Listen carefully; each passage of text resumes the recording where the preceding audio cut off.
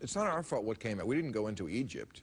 Well, we wound up with the Muslim Brotherhood. We didn't go into Egypt. We were supporting and propping up Mubarak for 30 years, even as we were cheering for all the Tahrir Square demonstrators as though we were on their side. It was our government that kept Mubarak in power, just like we've done across the entire Muslim world. And it's amazing for you to say that, well, look at all these Muslims. The minute you give them a little bit of freedom, they go wild and they start being all violent.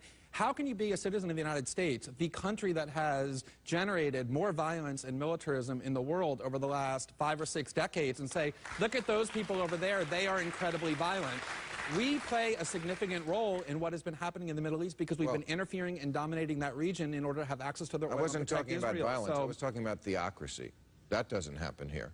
No, well, okay, that doesn't happen here, but at the same time, Iran isn't invading lots of other countries and occupying them for a decade, nor are fundamentalist Muslim countries the way the United States is. So these things are interlinked because we are continuously interfering in that part of the world. And so to say... Really, it's all our fault? It's not all our fault, but when you send your military for 6 straight decades into other countries to bomb them, kill their children and women and innocent men, prop up dictators, yeah, you take responsibility for your actions and say, to the extent that that region... That religion goes back 1,000 years before our revolution, so I don't think we can take all the blame. I don't think we should. I think we should take a lot of it. And there's lots of bodies and corpses that have been piled up in the name of Christianity and Judaism as well.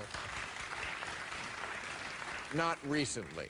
Have you heard of the occupation of the West Bank and Gaza for the last 50 years, motivated in part by extremist views of Judaism, or the wars in Europe, or the fact that there were generals in the United States saying we have to go and invade and destroy Iraq, a country of 26 million people, because our God is bigger? Lots of religions, not just Islam, produce violence. Well, if I could just make one quick point about Egypt. That silly liberal view that all religions are alike, because it makes you feel good. No, it makes you feel good to say our side is better. Those people over there are primitive and violent. No, it makes you feel good to put a crown on your head and say, I'm a good person. How do I prove that? You get to ignore the responsibility that your own government has for the violence and instability in the world by saying, look, it's that primitive religion over there that's to blame.